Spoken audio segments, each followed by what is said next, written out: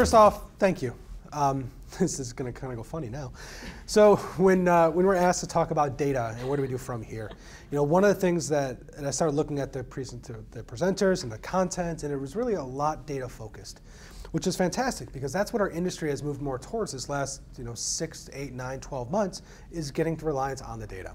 We heard it from Hilton, we heard it from T-Mobile, we heard it from Luxottica and Staples and Levi's. Everyone is looking at their data and looking at their customer data and understand what do we do with it, how do we create scale, how do we create opportunity. Now, if we take a step back and think 4 years ago being in this room, it would probably be about half the people, which we're currently at still, so that's scary. It would be about half the people because data isn't sexy. It's getting sexier now. We'll talk about that a little bit. But 4 years ago, nobody really cared. It was complex, it was difficult, no one really wanted to manage it. It was the analytics guys in the basement that no one wanted to talk to. Now at least some of you like to talk to us. Still in the basement. Still in the basement, and people still don't like to talk to us. So. Reality is, let's do some cool stuff with data. It's not sexy, but we can do some really great stuff. I'm Ben Flecha, National Director, Data Science and Attribution in the Advanced Analytics team. I'm Liz Vance, and I'm in Client Services. And part of the reason why I'm so excited about this lab is because we're talking about building a smarter organization, and that's all based on the data that we're leveraging and making those data-driven decisions. We heard Sam say a lot yesterday that the future belongs to the fast, and Jeremy says that all the time. And we know that the businesses that are integrating multiple sources of data into their programs are significantly outperforming others.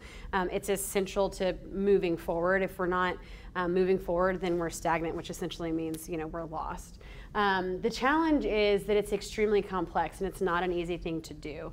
So this is not a map of the London Tube. This is the ecosystem that we all live and breathe on a day-to-day basis. Sometimes when I look at things like this, I'm like, why did I choose this industry? But it's awesome because when you think about it, because there's so many different elements that are constantly evolving and changing. But the tricky part is it becomes very difficult to navigate and also very challenging to organize your programs around this. So looking at it and saying, okay, what do I actually do with this? How do I make sense of it? And how do I ultimately understand how my business is going to be improved by working through this? So we're not going to solve for that today, all of those things, but what we will talk about is really taking a step back and establishing what are the key goals that we have as an organization, and how do we want to elevate those. So by leveraging a measurement framework, which is a pretty simple concept, it's essentially looking at all of your key KPIs and organizing those around your business objectives. It seems really simple, but it's something that not a lot of our clients really have in place yet because it requires a lot of collaboration cross-department. So it requires the brand team to sit down with the e-com team and the stores team and anyone else and say, okay, collectively as a business, here's what we're trying to do, and then align our media against that.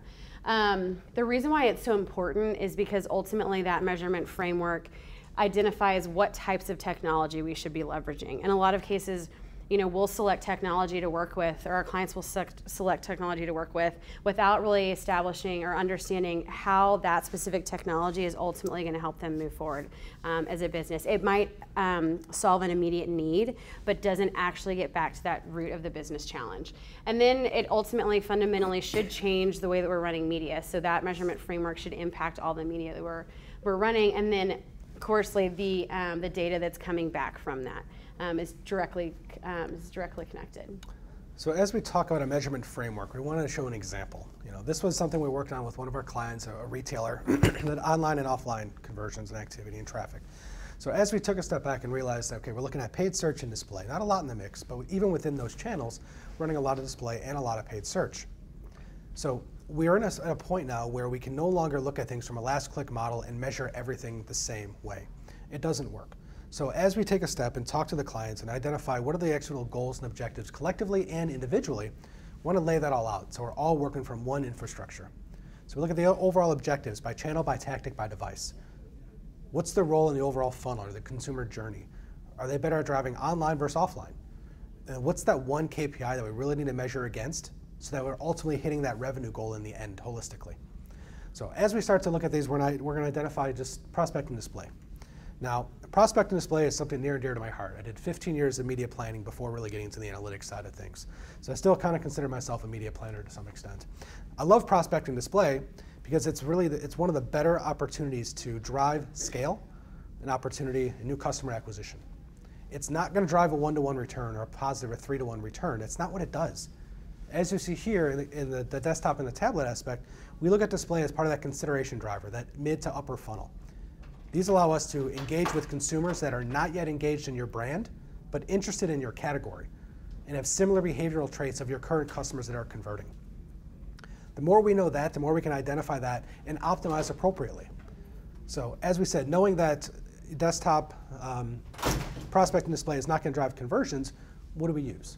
So in this instance, we looked at homepage hits as a primary KPI to optimize against. Now, when we're talking about homepage hits, we're not talking about a click from a banner to the site.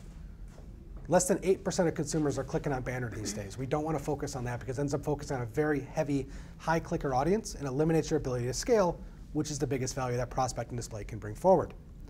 So let's look at it from homepage hits. So what it's about is understanding the data. If we get an impression, a display banner in front of somebody, 5 minutes later they do a direct load, or 5 minutes later they go through SEO, or paid search, we have the ability to see that quantified action and say, yes, this is what's happening. Our display is driving consumer. It's changing their behavior. We can measure that. And we can start bringing in time analysis into the mix and show the true value of how it's all working together for that common goal of revenue. Now, on a mobile perspective, different objective of mobile. Now, we know mobile traffic is growing exponentially year over year on our client sites, upwards to 50, 60, 70% we heard T-Mobile say today. One of the things we noticed with one of our retail clients as we ran this campaign is the prospect and display we're running with one of our partners was doing phenomenal at driving in-store traffic and conversions. So when we found that out, we said, well, wait a minute, let's not look at this as driving a 1-to-1 return from an online perspective, and even with that device. Let's get the measurement in place so that we can understand the consumers when they're going in sale, better our media with geofencing, getting the right message in front of the consumer on their device with an ad of relevancy that is driving them into that store, whether it's a coupon offer of some sorts. What we saw there was incredible lifts, and I think the client overall saw a plus 20% lift year over year in overall revenue. Now, that's not to say it was mobile display prospecting by any means, but it was that collective approach, that holistic approach of allowing everyone to optimize based on their value and what they bring to the table. Now, non-brand search is a lot like prospect and display. Again, engaging with consumers, not yet engaged with your brand, but in your category. So that same scenario where it's not going to drive that positive return, that 1-to-1, that 3-to-1, but it has incredible value at conquesting. And we understand that as it's driving consumers in the click path analysis, they come in from a non-brand search perspective and they actually convert on brand search a week later after doing a lot of research. We have all that data, and let's make sure we're measuring it appropriately to allow it to succeed. So I think a major takeaway there is that that's just a sample of what our measurement framework can look like. But for each client and for each brand, it's completely different, and it really involves having a conversation with you and talking to different stakeholders within your organization to figure out what are ultimately those goals, and then how do we need to adjust our media, and what are we trying to get out of our media as a result of that. So prospecting display might work really well for a certain client, but it may not work for another based on your brand and what you're trying to achieve. So once you have that measurement framework in place, then ultimately it should completely change the way that your data ecosystem looks like. And Ben's going to walk through what a data ecosystem is, but it's essentially all of the media and then the data and analytics that are within that space. So the big pillars of a data ecosystem, a strong ecosystem, is all about aggregation, connectivity, and accessibility. So from an aggregation standpoint, as Liz mentioned early on, we want to aggregate multiple data sources. It's not just about looking at an ad server, a first-party analytics platform, or an attribution solution. It's bringing all that data in and understanding what's working from a segmentation perspective. The more data we have, the better we can understand what's happening and where we can find those additional opportunities.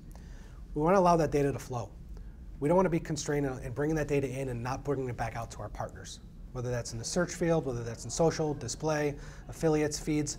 We want to make sure that we're allowing that data to flow to our partners so that they can better their overall targeting and understanding what their role is in the ultimate conversion side of things. And then from an accessibility standpoint, we want to make sure we're aggregating that data so that we can pull from it. You know, as you built out a data warehouse, that's just a lot of structured or some non-structured data. We want to be able to pull that out, analyze it, find out what can we do, what's next, what's that next opportunity, and giving it to all partners, not just one. So as Liz mentioned, this is an incredibly complex ecosystem. As we continue to live in it, it's our job as marketers and as your partners to simplify it. So we're going to take a step here and show you another example of a flow. So, excuse me. In this scenario, We had a client who came to us and said, oh, look, I have 5 goals this year I need you guys to hit. Revenue, new to file, traffic, return. I'm like, okay, that's a little scary. 5 goals means we're optimizing to 5 different things. Reality is one of them is going to win out, and win might even not be to the number we need it to be.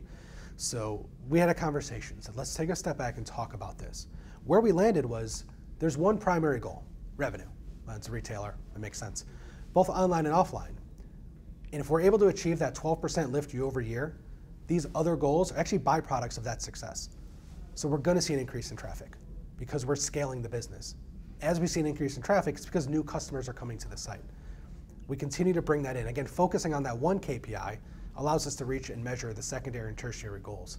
Now, in a situation where they had a 10-to-1 return on ad spend or return on investment, as we look at these on a month-to-month basis or week-to-week basis, however we're looking at this information in this data set, we want to have that conversation. Hey, we're actually trending at 15%, but your ROI is at 8.5. Is that okay? If you have that conversation on an ongoing basis, there's no surprises come October. We need to make cuts, we're not working here, your overall return is not where it needs to be, or, case in point, we're different direction, we're only trending at 9%, but your return's 14-to-1. So let's talk about that so it's at the end of the year, there's no surprises. We ultimately are all working together. As we build out the data ecosystem, it's about the pre and the post. The pre being the DMP, and the post being the data warehouse collection. Now, from a DMP perspective, I know there's a very hard line and people are adamant that they love it and some hate it. Now, do you need it to be successful? You do not. But if you have it, make sure you're leveraging it because it makes things even easier. Getting all that data in, that segmentation, is what's going to help you drive your overall activity and your media planning, your optimizations into your channels and tactics. Now, if you don't have a DMP, just make sure that data is flowing. Making sure you're opening up your segmentation and your CRM list and your audience activity to the social platforms, to display, to search, to your email providers, so that we're aggregating all that data together to understand what can we do. So I've seen clients being incredibly successful without a DMP. I've seen them be incredibly successful with a DMP. So it's not needed, but if it's there, make sure you're leveraging it to its fullest capabilities. As we identify segmentation of consumers, with DMP or not, we're making sure we're creating the experience to them off-site. So from a display perspective, they're getting the right creative in the right environment at the right time on the right device. From a search perspective and retargeting, we're making sure we're engaging with them. Now, one of the things I was really excited about hearing the announcement this week about Leapfrog, in all of this elements, we've been focusing on off-site and creating the experience for consumers off-site. But now with partnering with Leapfrog and the Dan Network, having the ability to now create that experience on the site itself is really a game changer. As we stand here, we've been driving qualified traffic, but allowing the site hopefully to be optimized appropriately and be able to create the experience. Consumers want to be talked at, they don't want to be talked at, they want to be talked with and communicated with. So we have to make sure we continue to build that out, and that's one of the technologies that's going to allow us to do that. All those activities, the conversion, the revenues flowing into the data warehouse, helps drive to overall analysis, which ultimately drives into that optimization side of things. We're talking online, offline, first-party analytics, social data, attribution data, so forth. The more data we have, the better we can understand where do we go, and then create that loop of ongoing optimizations and increased performance. Yeah, and this analysis piece is where it starts to get really exciting and where we start to become smarter and we can make better data-driven decisions. So if we take the time to establish that measurement framework and then build that roadmap of, okay, here's what we're really trying to do, this is how our media is impacted by it, then that gives us the opportunity to leverage data to be much smarter. So one of the things that we've done recently is look at a risk assessment for one of our clients. So we looked at historical data to say, okay, if we don't make this $3 million investment in social media over this certain time frame, we're potentially leaving, we actually found out with, I can't remember the exact statistical relevance, but at a high degree of statistical relevance that, or analysis, that we were potentially leaving $3 million on the table. So the client ended up running the media and everything was fine.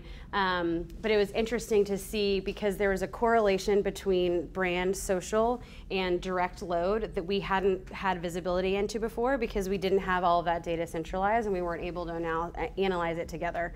So Ben's team was extremely helpful to do that.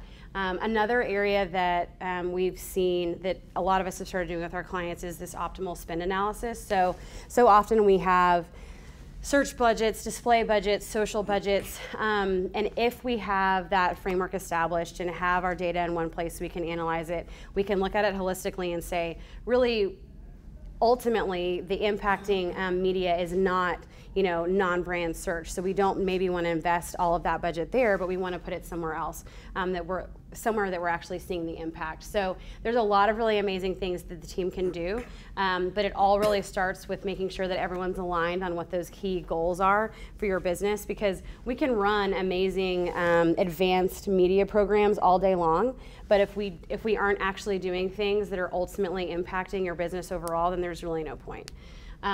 So questions to start asking yourself, what are the conversations being had on my side around data? And are we open to crossing departmental lines and aligning on what we're trying to achieve?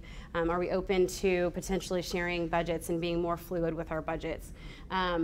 If you already have a measurement framework in place, what technologies are you leveraging? Do you maybe need to do a technology audit to see, is this really what I need, or do I have holes somewhere? So your iProspect teams are definitely here to help. It's something that everyone is extremely passionate about, because we do want to help you all be smarter and to really move that needle. So we're asked a lot, you know, what's the proper DMP? What should I be utilizing? What attribution solution should I be utilizing? Which analytics platform? You know, reality is it's not about the platforms, it's about the mindset.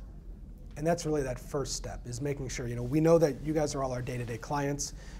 You guys get it. Consumers are changing the way we need to interact with them. They no longer are sitting back where they were 10 years ago and delivering banners and ultimately converting. We need to make sure we change that overall perception and making sure that we align as to how to communicate and create that experience. Getting that mindset, not just from your standpoint, but obviously your leaders as you answer to as well. Making sure the CMO is aligned, making sure your finance group is aligned. And that's a big one. It continues to look at first-party analytics.